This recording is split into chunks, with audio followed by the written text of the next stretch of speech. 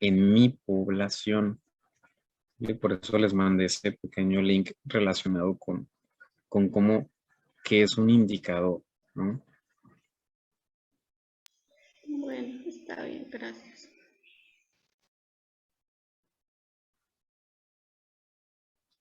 Sí, tendrán que pensarle mucho.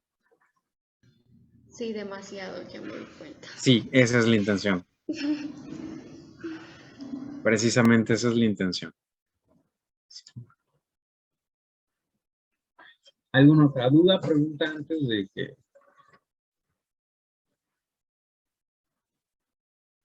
comencemos en materia?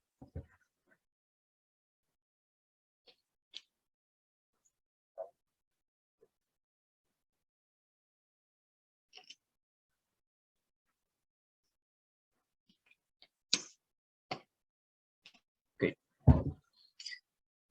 El día de hoy vamos a hablar acerca de la exploración y diagnóstico del paciente en psiquiatría. Vamos a darle introducción, a ver qué es esto de las generalidades que deberíamos de saber al momento de abordar a una persona que tiene una enfermedad psiquiátrica. Entonces, ¿de qué vamos a hablar? De principios generales, del proceso de la entrevista y de los elementos de nuestra entrevista.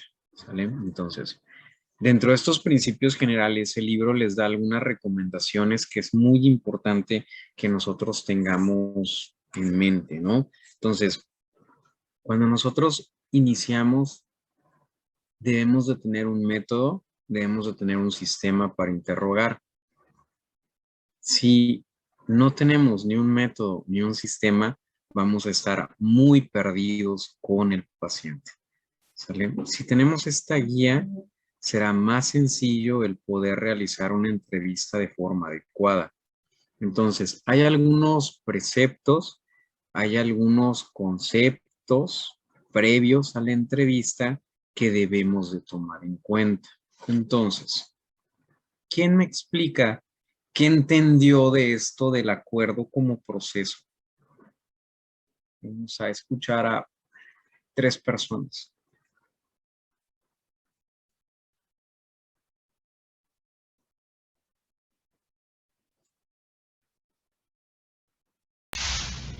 Bueno, lo que yo entendí es que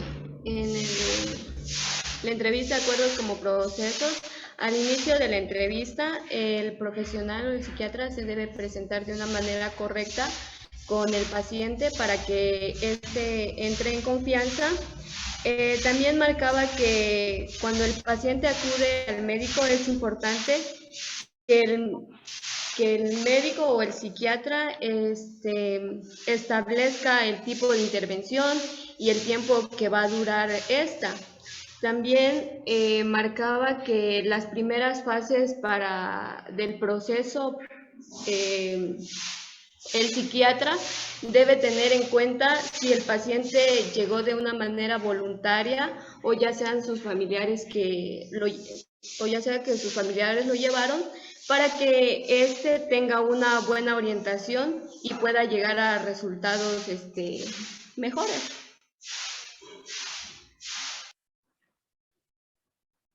Ok, gracias, Asenet. Adelante, Carlos Adrián. Que de los principios generales de acuerdo como proceso, bueno, nos mencionaba que era al inicio de la entrevista, el cual consistía, bueno, primero que el psiquiatra se debía de presentar con el paciente, también dar el motivo, bueno, yo le entendí el motivo de la consulta y también, bueno, de la entrevista. También bueno, en este principio se obtenía el consentimiento del paciente para realizar la entrevista y también aquí se establecía el tipo de intervención la que se iba a dar y también el tiempo aproximado en que debe durar cada sesión. Bueno, también nos mencionaba que aquí, bueno, como ya había mencionado Zenet, que es importante cómo llega el paciente, o sea, si es de manera voluntaria o involuntaria, porque esto va a influir en cómo se va a dar la relación entre el paciente y el médico como tal. Ok, ok. Gracias. Gracias, Carlos. Karen. Karen Sinai.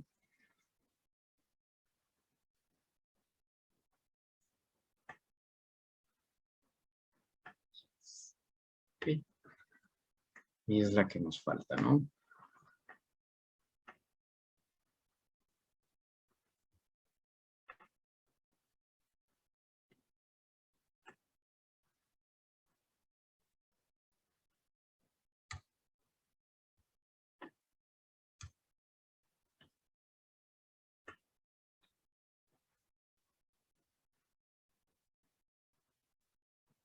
¿Qué opinas, Milton? Cuéntame, ¿qué tan diferente es esto del acuerdo como proceso en, en psiquiatría en comparación a los otros, a las otras especialidades o sí, a las otras especialidades? Pues yo creo que la diferencia más importante que encontré aquí es que pues obviamente en psiquiatría pues hay pacientes que probablemente van a asistir a la consulta pues no precisamente por voluntad propia, ¿no? O sea que pues a veces estos pacientes psiquiátricos por su misma condición eh, no es una decisión personal o electiva del paciente el asistir a la consulta y pues que en esta parte del acuerdo como proceso sí lo remarcan como algo importante, el identificar si el paciente llega por decisión propia o por decisión de algún otro familiar o de alguna otra persona. Pero pues yo creo que lo más importante y lo que más se podría remarcar como algo diferencial en cuanto al acuerdo como proceso en alguna otra especialidad, podría ser el que el paciente en esta situación pues puede que no esté asistiendo por una conducta decidida por él mismo. ¿Cómo? Eso último, ¿podría repetirlo, por favor?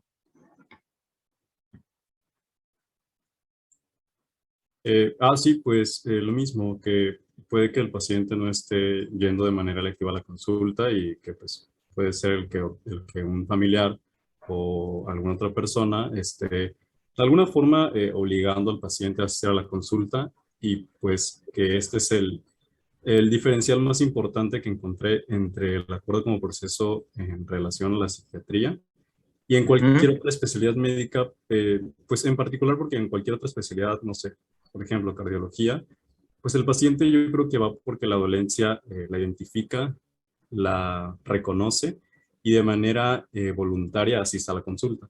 En Ok. comparación a psiquiatría, en el que pueden haber casos en el que el paciente está asistiendo a la consulta, pero no por una decisión personal. ¿Y en pediatría? Bueno, sí, en pediatría sí podría ser similar, pero al final no es como que el paciente esté yendo en contra de su voluntad, sino que pues, Sí.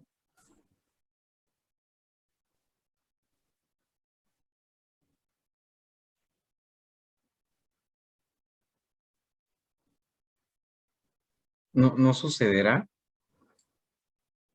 pues sí, pero yo lo visualizaría en psiquiatría como que pues realmente el paciente sí podría ir en contra de su voluntad personal y pues bueno, en Ujú. pediatría pues, no tiene como tal voluntad para decidir. O sea, un paciente pediátrico de 2, 3 años pues muy probablemente no va a poder decidir.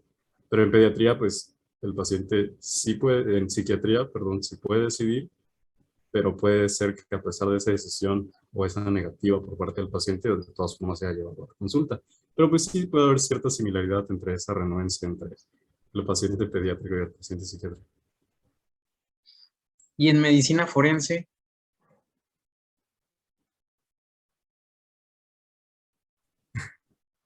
Pues, no sé, o sea, yo pues sí es en Los que contra. interrogan en los Es penales. que yo me centro más a que el paciente en este caso, pues,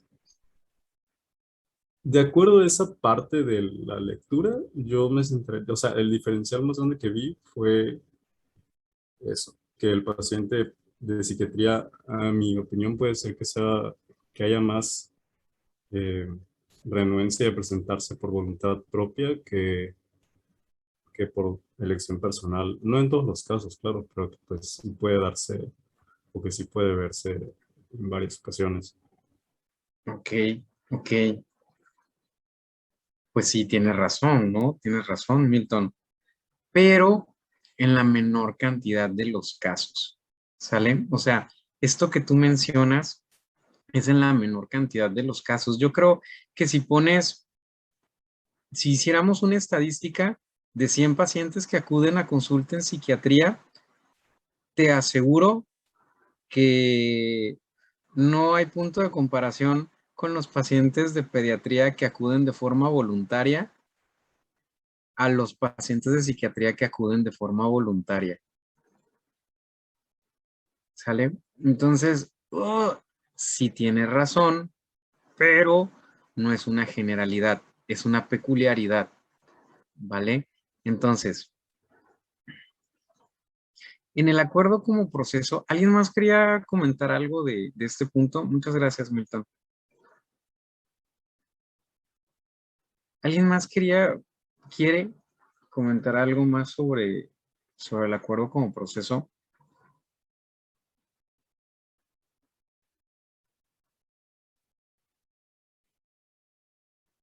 No. Ok. Cuando nosotros hablamos del acuerdo como proceso, hablamos acerca del encuadre. Es muy importante que nosotros hagamos el encuadre. ¿Qué tan diferente debería de ser el encuadre de una consulta de psiquiatría a razón de la necesidad de existencia de encuadre en una consulta de cualquier otro tipo? Solo en psiquiatría necesitaremos hacer el acuerdo como proceso. Solo en psiquiatría es necesario realizar este proceso de un encuadre antes de iniciar el acto médico como tal. O sea, ¿será que solo los psiquiatras necesitamos hacer esto? Yo creo que todos, realmente, porque si no tienes la cooperación del paciente en algunas ocasiones, pues no se puede llevar a cabo ni siquiera el proceso de la toma de medicación en otros casos, ni su cooperación no va a cuidar nada, o sea, lo va a descuidar porque a él no le interesa. Ok, ok. ¿Qué tan seguido lo vemos como la práctica habitual? ¿Qué tan seguido lo observamos como la práctica habitual cuando vamos a las clínicas, cuando hemos ido al hospital? ¿Qué tan seguido observamos el encuadre?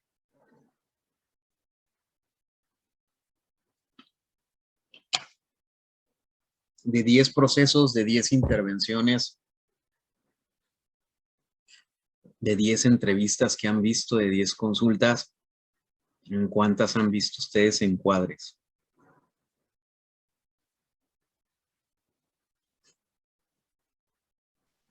Bueno, Doc, yo pienso que igual en las intervenciones, yo diría que estarían, por ejemplo, cuando van a hacer una intervención quirúrgica, el médico le presenta el proceso que se va a realizar al paciente.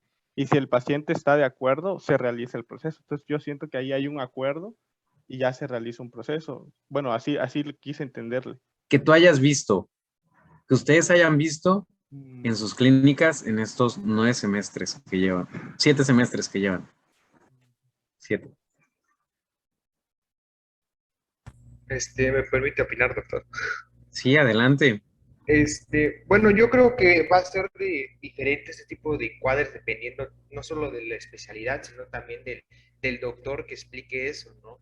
Porque en lo personal, pues, tuve la oportunidad de ir a unas consultas aquí en el hospital de mi municipio y, y estar con los doctores. Pero hay a veces que, pues, el doctor tiene una facilidad de palabra que pues obviamente el paciente sale convencido, ¿no? Y pues el paciente a veces pues por carencias de alguna información o algo, pues acepta lo que el doctor dice, no, que este tratamiento le va a ocasionar esto, pero al final, hablan obviamente del tratamiento, de un tratamiento, al final pues, va a estar bien, cuestión de días o semanas, ¿no?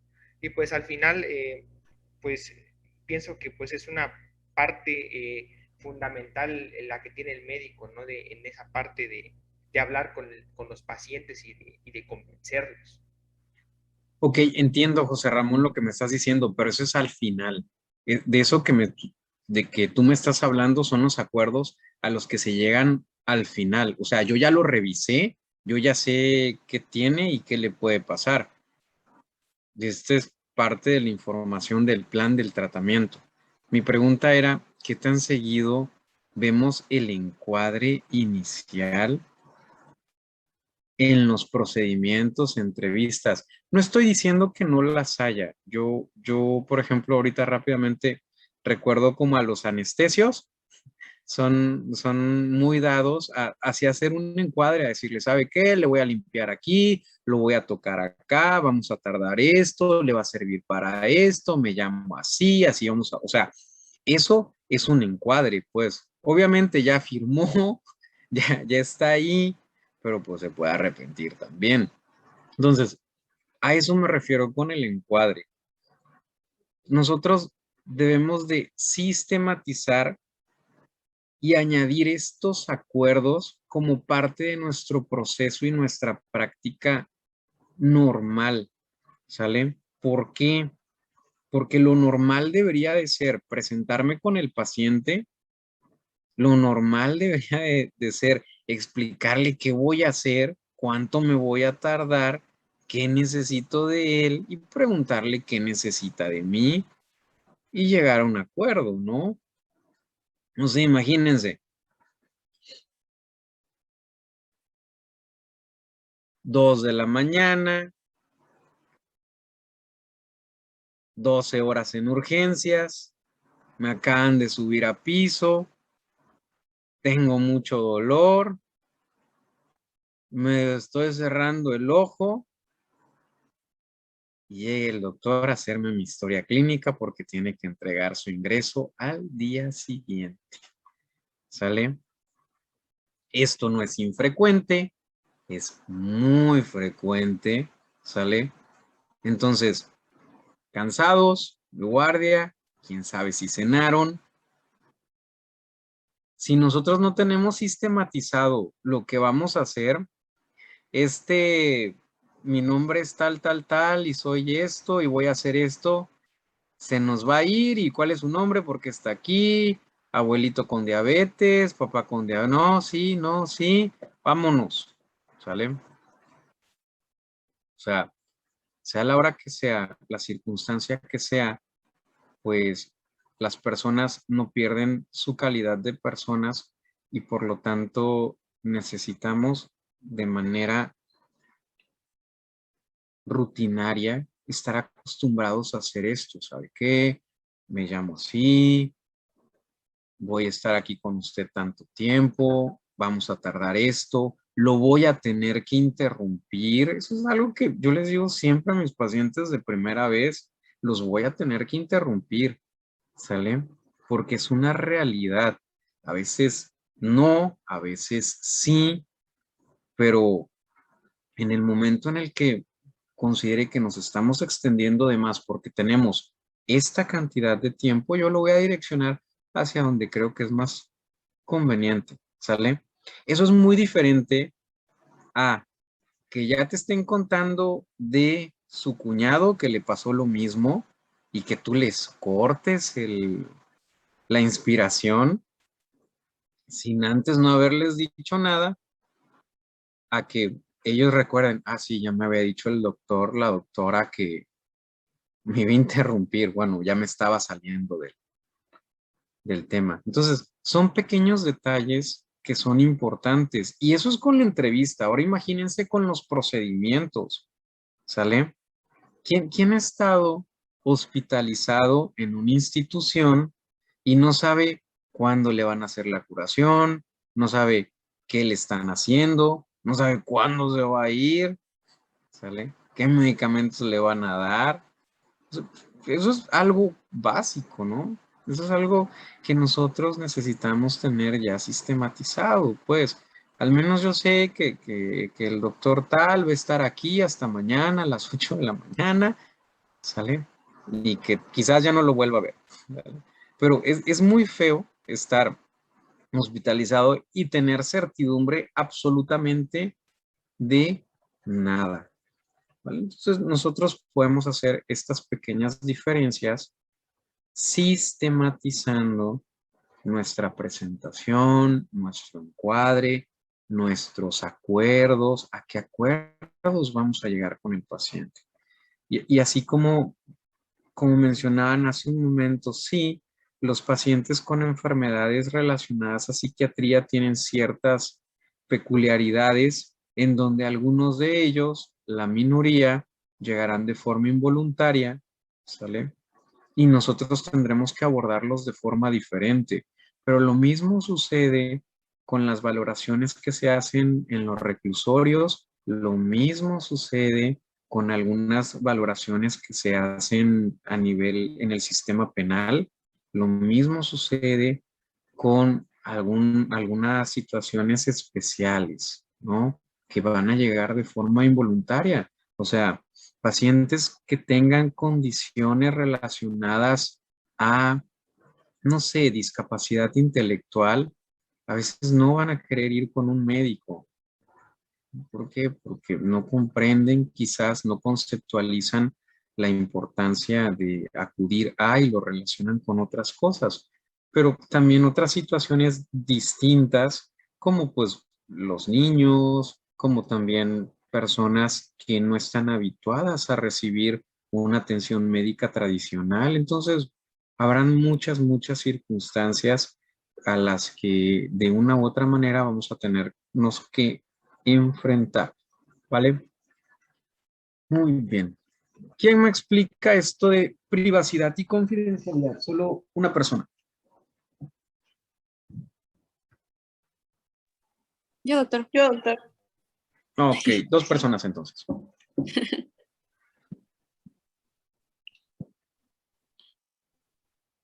Adelante. Bueno, lo que pues entendí de esta parte de privacidad y confidencialidad, creo que no solamente se va a aplicar pues al campo pues de la psiquiatría, ¿no? Sino también en todas las especialidades, en todas las relaciones de médico-paciente. Siempre va a ser importante pues mantener esto, ¿no? La información que el paciente pueda darle al médico. Sí, es importante que pues respete qué partes o qué información quiere que comparta o cuál no. Y también me llama mucho la atención la parte que dice que pues también el médico cuando va a necesitar compartir cierta información para el tratamiento o para cualquier otra cosa, se lo debe después de notificar al paciente que qué parte de toda la información que le dio el paciente va a compartirla, ya sea con el equipo médico o con los familiares. Y también menciona que pues normalmente siempre va a haber esa confidencialidad y privacidad, a excepción de pues aquellas valoraciones que sean forenses o que se hable de discapacidad, ¿no? En la que la información va a necesitar ser compartida por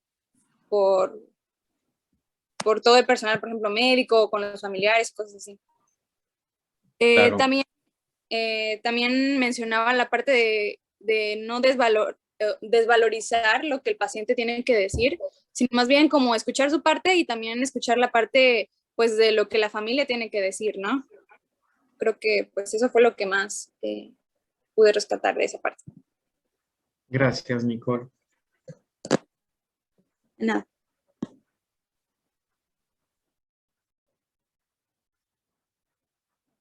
¿Quién más? Uno más. Había hablado alguien más. Bueno, Yo, pero no doctor, sé.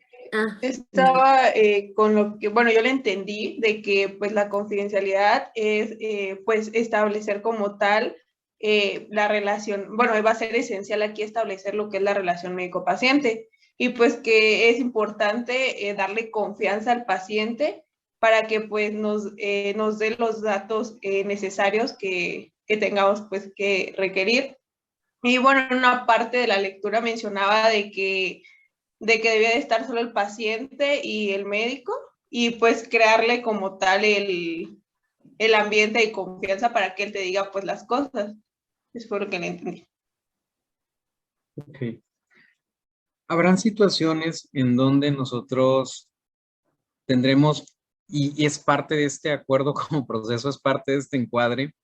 Habrá situaciones en donde nosotros tendremos que violar la privacidad y confidencialidad de nuestros pacientes, ¿sale? Es algo que va a ocurrir y le tenemos que decir a nuestros pacientes desde un inicio. Si en algún momento hay una situación en el que tu vida, tu integridad o la de alguien más corra peligro, yo se lo voy a comunicar a una persona. ¿A quién se lo voy a decir? ¿Sale? O sea, tenemos de tener una, dos personas para podernos comunicar e informar estas situaciones. ¿Por qué? Porque nosotros como médicos no podemos cargar con la responsabilidad total de nuestros pacientes. O sea, sí la del diagnóstico, sí la del tratamiento, sí la de las recomendaciones, pero acuérdense que necesitamos, pues, el apoyo de las personas responsables, ¿no? O sea, hay situaciones que van fuera de, que se van a dar principalmente a nivel institucional, en el caso de psiquiatría en específico, que es distinto, en donde llega el paciente, llega la persona, tiene alto riesgo suicida, ¿sale? Está en el hospital, no lo podemos dejar ir. O sea, se firma un consentimiento de hospitalización involuntaria y se queda hasta que se le revalore, ¿sale? O sea, en esas situaciones se tendrán que dar. Cosa contraria que en el consultorio no los podemos encerrar. O sea, no podemos hacerlo así, pero sí podemos comunicarnos rápidamente con la persona. O sea, si necesitamos convencer al paciente y decirle, ¿sabes qué? Voy a hablar con tal persona, que venga por ti, que se vayan juntos. ¿Vale? Entonces, vamos a esperar. Entonces, estas son pequeñas intervenciones que a veces necesitamos hacer y que desde antes necesitamos informar, ¿vale? O sea, no es de que el doctor violó mi privacidad y no, yo desde antes ya le había informado al paciente. Y muchas veces, desafortunadamente, se cometen algunos errores en donde cargamos con esto. Recientemente me pasó que la persona, o la otra persona que estaba atendiendo a una de las pacientes, pues estaba con alto riesgo suicida en ese momento.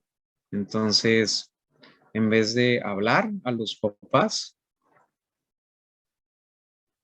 le pidió que le mandara su ubicación en tiempo real, le estuvo hablando por teléfono, o sea, es, es de reconocer el compromiso que tuvo esta persona con la paciente, pero no es lo apropiado.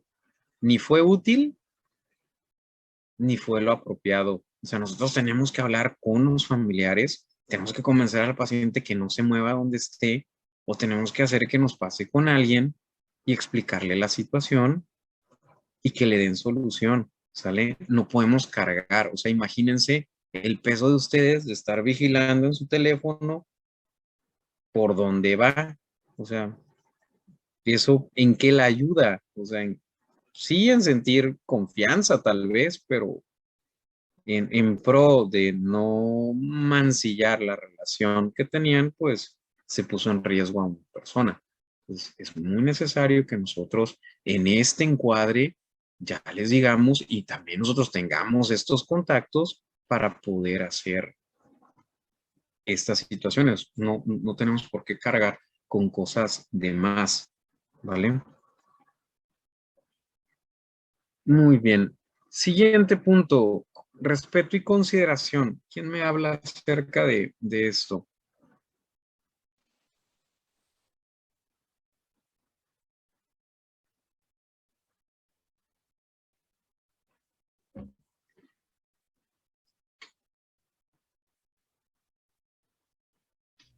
Va, Citlali. Adelante. Gracias. Bueno, pues más que nada nos habla sobre que el paciente debe ser tratado pues con respeto y pues que el psiquiatra experto debe interaccionar con el paciente de modo que no aumente, o sea, que disminuya por lo menos el estrés.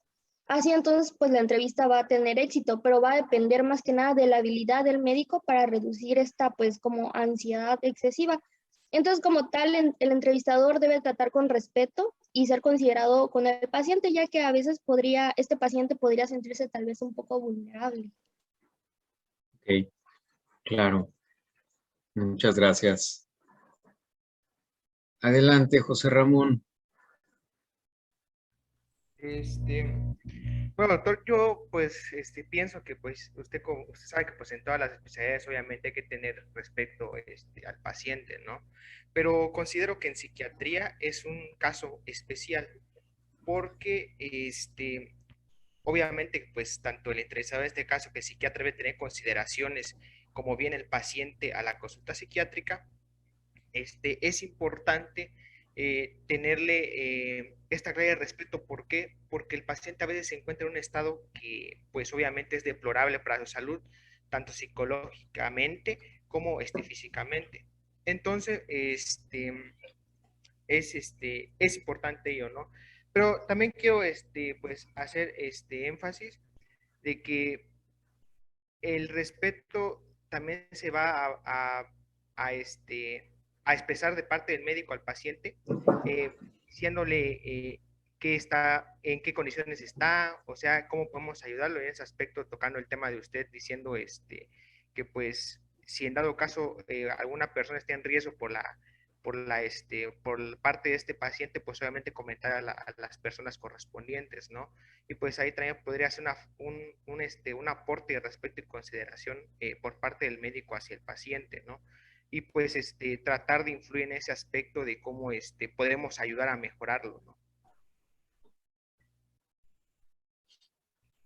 Ok, ok. Muchas gracias, José Ramón. Voy a lanzar mi primer zarpazo de ideología y que no tiene nada que ver con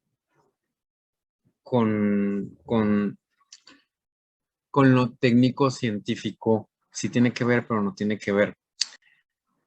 No hay distinción real entre lo mental y lo físico.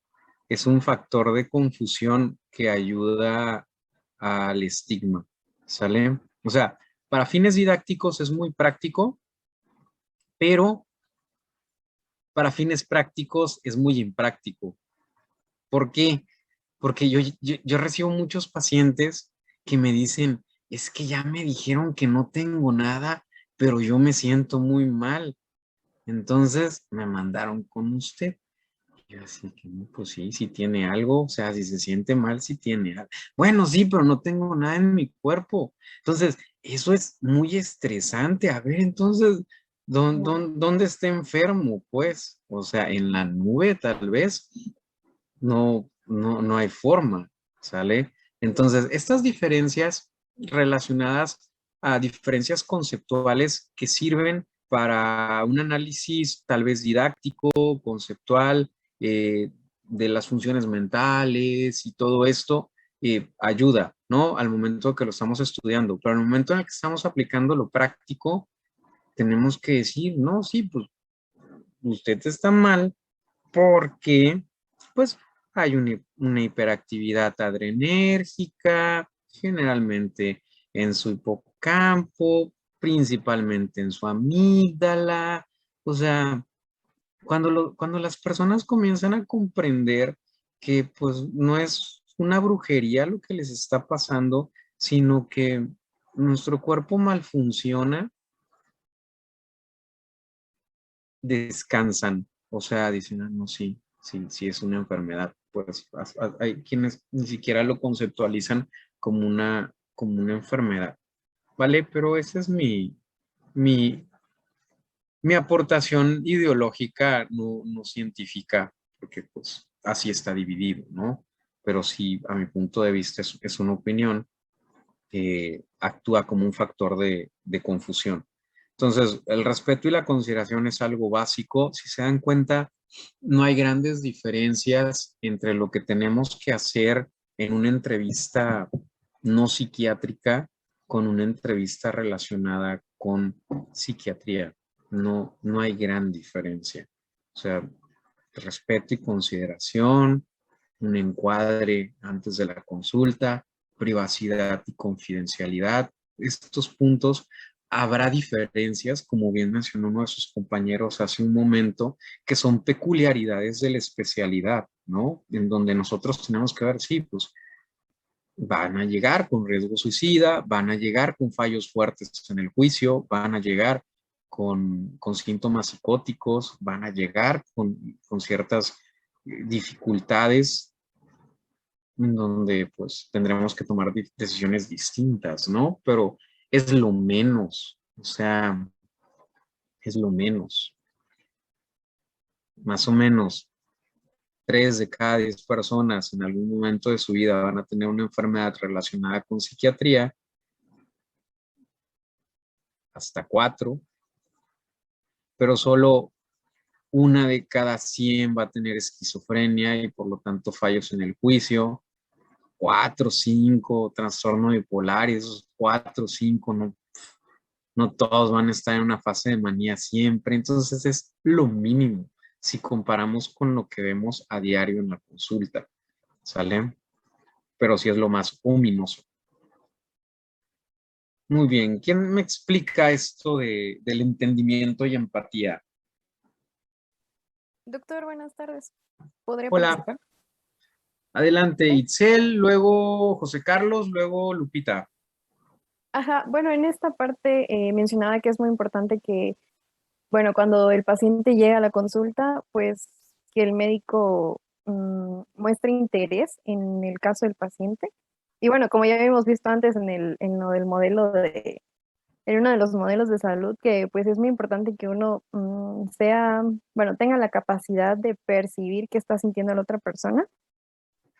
Entonces, bueno, en esta parte del entendimiento y la empatía, pues es muy importante, ¿no?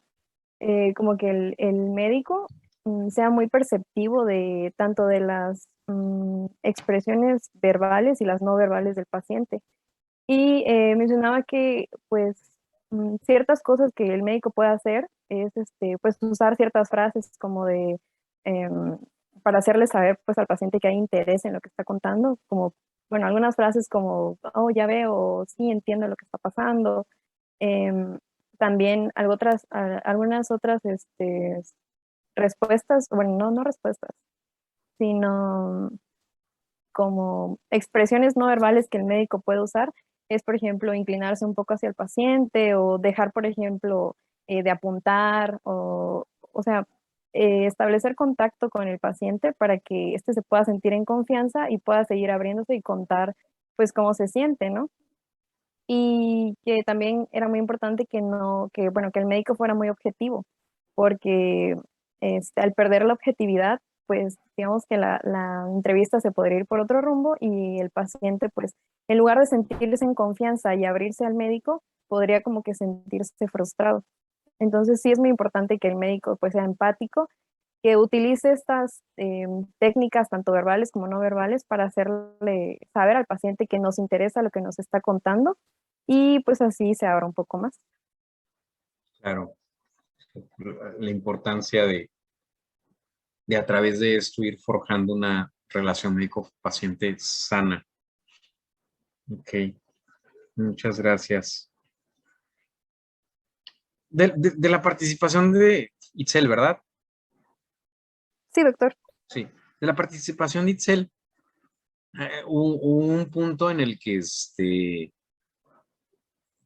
que quiero resaltar, y esto se me hace muy padre de las aportaciones que ustedes hacen, porque me hace pensar, a ver, sí es parte de los modelos de salud mental en donde pues una de las cualidades que debemos de tener en la inteligencia socioemocional es la capacidad de interpretar y de ser empáticos con el otro. ¿qué tan sanos estamos para hacer eso? O sea, tomando en cuenta que la salud es un proceso dinámico.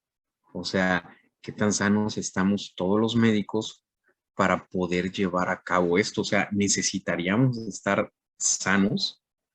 Y como dice el primer modelo, no lo óptimo, sino lo razonable para, para poder ejercer esta cualidad, ¿no?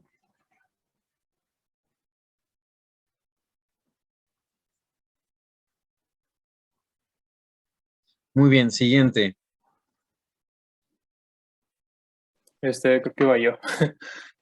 Bueno, pues la verdad es que mi compañera sí definió muy bien los conceptos. Realmente, pues yo podría sintetizar el concepto de entendimiento en que se trata como un estado de sintonía entre el paciente y el médico. Se mencionaba que, como el título lo indica, ¿no? Entendimiento se trata precisamente en el médico entiende al paciente y el paciente entiende al médico. Eh, es bastante, yo aquí lo tomé con muchísima importancia este concepto. Realmente es que yo creo que muchos acá ya a lo mejor habíamos tomado nuestra propia idea de empatía, pero muy pocos, y me incluyo, no habíamos pensado en el entendimiento como lo menciona la bibliografía.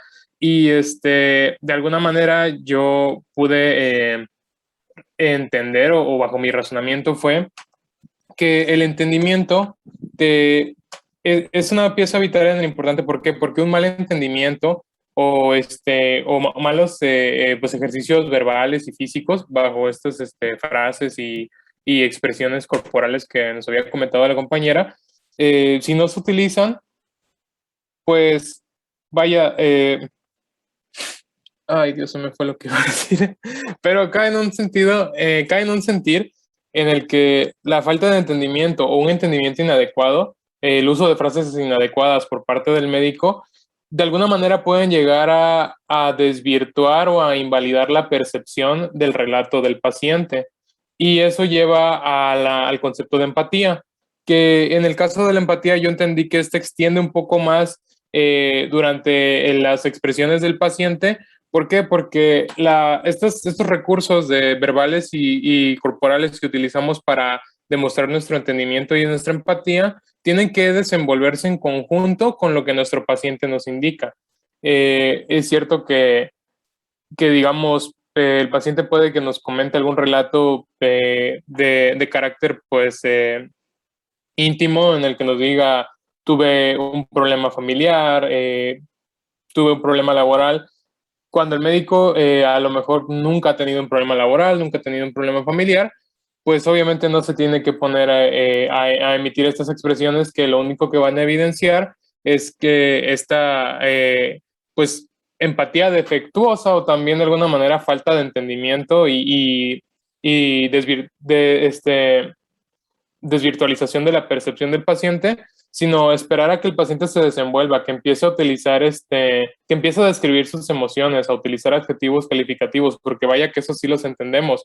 Y de esa manera nosotros ya podemos sintetizar esos sentimientos, esos adjetivos en nuestra vida cotidiana y comprender de manera específica los sentimientos del paciente.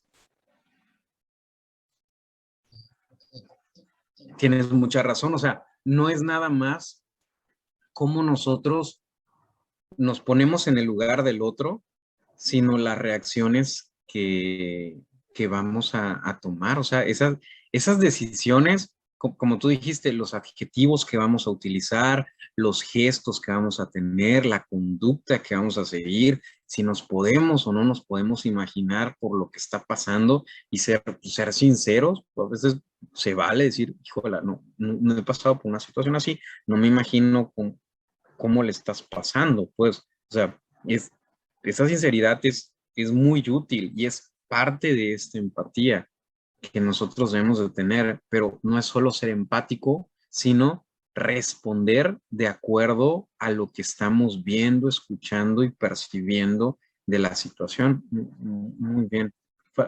Y creo que iba Lupita, ¿no? Sí, pues, resumiendo Yo lo entendí más en tener bueno, hacer que el paciente nos tenga confianza, que no se sienta juzgado dependiendo de nuestras respuestas, sino que, como igual dijo JC, que pues para ellos una cosita fue lo peor del mundo, pero en mi forma de pensar es como que una cosa X. O sea, no manifestar lo que, como decirlo, lo que yo pienso, sino sentir lo que también para mí hubiera sido la peor cosa, como para que él me tenga confianza, no se sienta juzgado, que ambos pasamos por lo mismo, entonces pueda decirme libremente todo lo que siente y se pueda expresar de una manera correcta. Porque si yo me pongo con la cara de, pues para mí eso es poca cosa, pues qué confianza le estoy dando, qué le estoy haciendo sentir, ya no me va a decir todo lo que piensa. Y ya con eso, pues yo puedo cometer un error por lo mismo, pues de que él ya no me dijo todo y yo me lo voy a manejar por otra cosa y no por lo que en realidad es. Y ya, pues eso.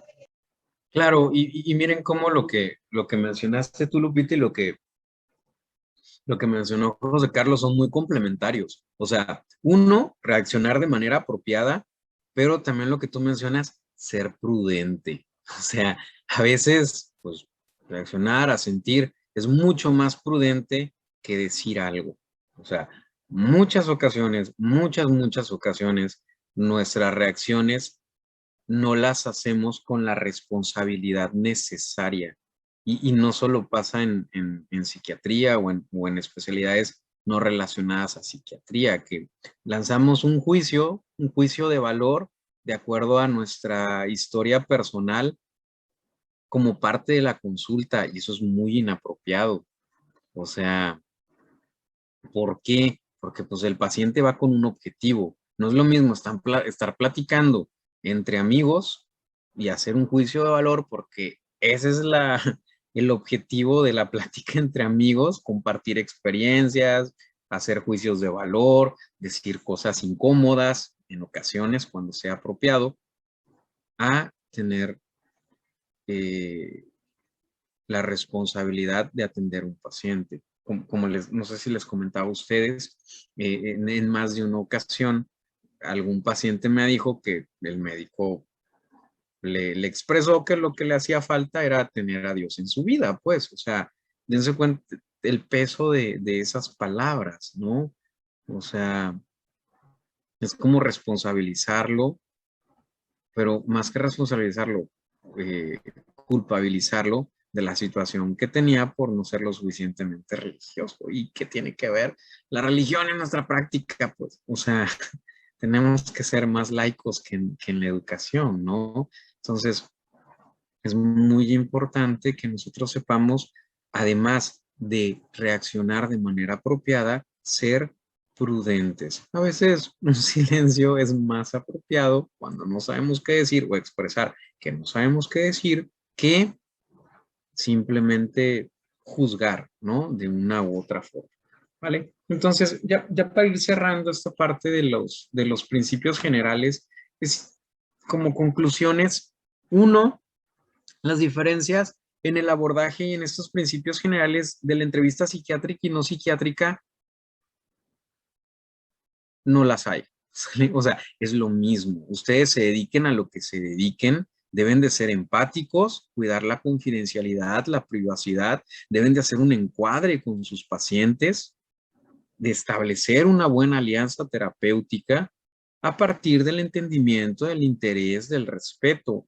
¿Sale? Deben de buscar su seguridad, la seguridad de ustedes y la seguridad y comodidad del paciente. Eso es básico. O sea, a los que han tomado el PHTLS, ¿qué les dicen? ¿Qué es lo primero que tienen que hacer al llegar a una escena? O sea, asegurar la escena. exactamente. O sea, es lo básico. Lo mismo tenemos que hacer siempre en nuestra consulta. ¿Sale? Entonces, vamos a ir revisando el resto de estos principios. Ya eso es prácticamente todo. Lo demás son cosas muy generales asociadas a cómo hacer el encuadre, cómo estar la recepción, la sala de espera, la sala de entrevista, el inicio de la entrevista, o sea, darle certidumbre y comodidad, además de seguridad al paciente. Deben de ustedes saber si van a hacer preguntas abiertas, preguntas cerradas, pero eso de qué va a depender del objetivo que ustedes tengan y del sistema que vayan a hacer. O sea, ¿qué es lo que yo les recomiendo en un inicio? Que hagan entrevistas semiestructuradas con la mayor parte de preguntas cerradas, ¿sale? Una vez que adquirimos la pericia necesaria, ya podemos hacer como entrevistas un poquito más abiertas. Pero en un inicio lo ideal es hacerlo con preguntas cerradas porque si no se nos olvida lo que vamos a preguntar y tenemos muchos tiempos muertos, ¿sale? Entonces, eso es lo ideal en un inicio. Una vez que ya lo sistematizamos, que ya tenemos este sistema y que ya sabemos todos los puntos que tenemos que interrogar, ahora sí, podemos darnos esos permisos de ir haciendo cambios en nuestra estructura y que nuestra entrevista sea menos estructurada, ¿sale? Con preguntas un poquito más abiertas, más flexibles. Pero en un inicio lo ideal es comenzar así. Así como en los deportes empezamos con ejercicios de repetición simples, lo mismo con las preguntas, ¿no? Cortas, simples, bien dirigidas, ¿sale? Y vamos a ver el resto la próxima semana. Ya vamos a hablar de la historia clínica, vamos a hablar acerca del examen mental y terminaríamos nuestra primera subcompetencia, ¿vale? ¿Dudas, preguntas?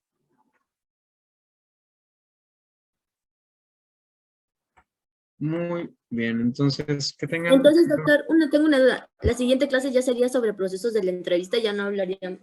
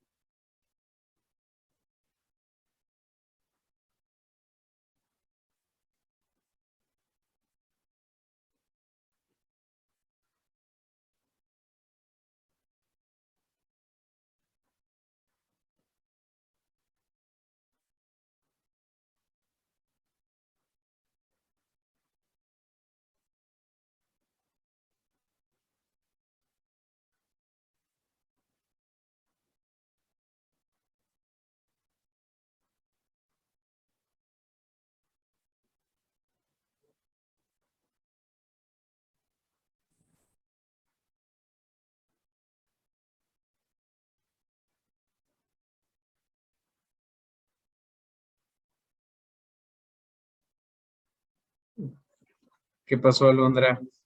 Ah, pensé que no me había escuchado. No, que si la Estaba siguiente... esperando. No, yo pensé que no me había escuchado, que se había salido de la sala. No, era duda, de que si ya seguíamos con el proceso de la entrevista a la siguiente clase, ya no sé si faltó el último punto de...